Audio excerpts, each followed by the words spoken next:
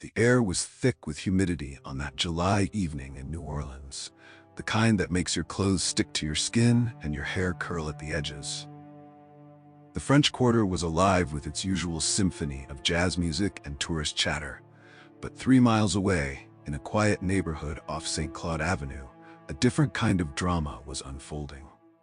Sarah Mitchell stood in front of her bathroom mirror, her hands trembling as she read the text message again. "He's been lying to both of us.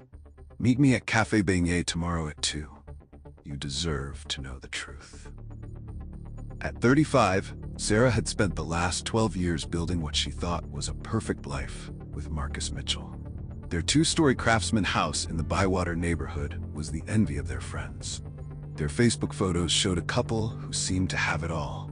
Matching smiles at Saints games, romantic anniversaries in the French Quarter, family barbecues in their perfectly manicured backyard. But over the past 6 months, something had changed. Marcus, a successful real estate agent with Keller Williams, had been working later and later.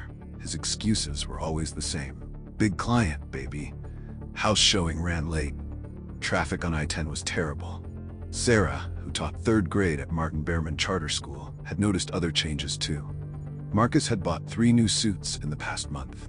He'd started going to the gym regularly.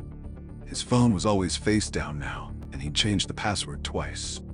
"I should have known," she whispered to her reflection, mascara tracks marking her cheeks. "I should have seen it coming." The signs had been there. The mysterious credit card charges at restaurants she'd never been to. The late-night showers as soon as he got home. The way he'd stopped kissing her goodbye in the mornings, offering only a distracted pat on the shoulder instead. But it was the perfume that finally gave it away. 2 weeks ago, while doing laundry, she'd caught a whiff of something floral and expensive on his dress shirt collar. It wasn't the Body Shop vanilla she'd worn for years. This was different. This was Chanel. Now, staring at the text from an unknown number, Sarah felt her world tilting on its axis. Tomorrow at 2 p.m., she would meet the other woman. The owner of that expensive perfume. The reason for her husband's distance. The secret that had been eating away at their marriage.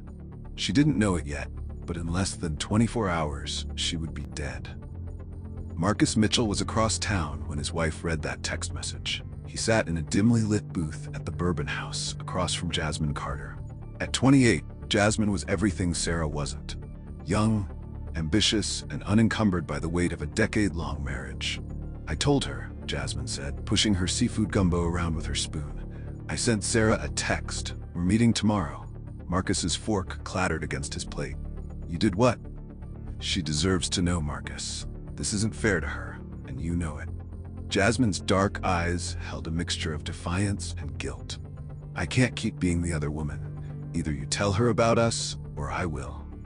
Marcus Mitchell had never considered himself a bad man. He'd grown up in a Baptist household in